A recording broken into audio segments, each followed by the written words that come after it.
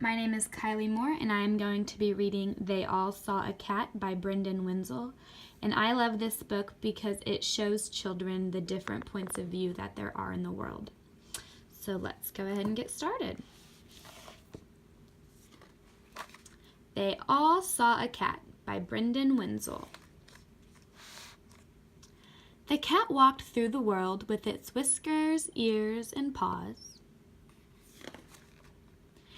And the child saw a cat, and the dog saw a cat, and the fox saw a cat. Yes, they all saw the cat. The cat walked through the world with its whiskers, ears, and paws. And the fish saw a cat, and the mouse saw a cat, and the bee saw a cat. Yes, they all saw the cat. The cat walked through the world with its whiskers, ears, and paws. And the bird saw a cat. And the flea saw a cat. And the snake saw a cat. And the skunk saw a cat. And the worm saw a cat. And the bat saw a cat. Yes, they all saw the cat. Yes, they all saw a cat.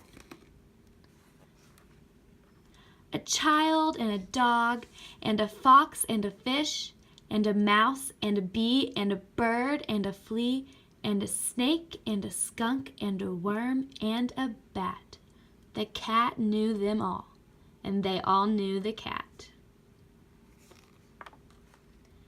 And the cat walked through the world with its whiskers, ears, and paws. Then it came to the water, and imagine what it saw. So that's the end of They All Saw a Cat by Brendan Wenzel. And after I finish reading this to my students, I would then have 2 discussion questions for them.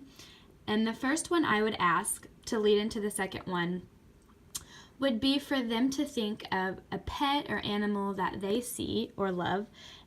That could be a cat or it could not. And I would ask them how they view it, what it looks like. And after hearing their answers, I would reference back to the page where the boy saw a cat, and I would compare it to how they saw it and say, I think it's pretty similar to how the child views it. And so after hearing their answers, I would then ask them the second discussion question, which would be why they thought that the cat looked different on every single page. And after hearing their answers, I would explain to them that there were different animals on each page viewing the cat, and how a cat looks different to a bird than it does a mouse or a fish or a human. So the cat looks pretty normal to us, but to a bird, the cat's very far away and they have to view it, up in the sky. And then a cat is very scary to a mouse because cats eat mice. And then to the fish, the cat was humongous and it had huge eyes. So this would just be a great way to open up a topic of points of view and how other people or other things, animals, view things differently than we do. This recording is for my class at Evangel University, Education 329, Spring 2018 semester. Thank you.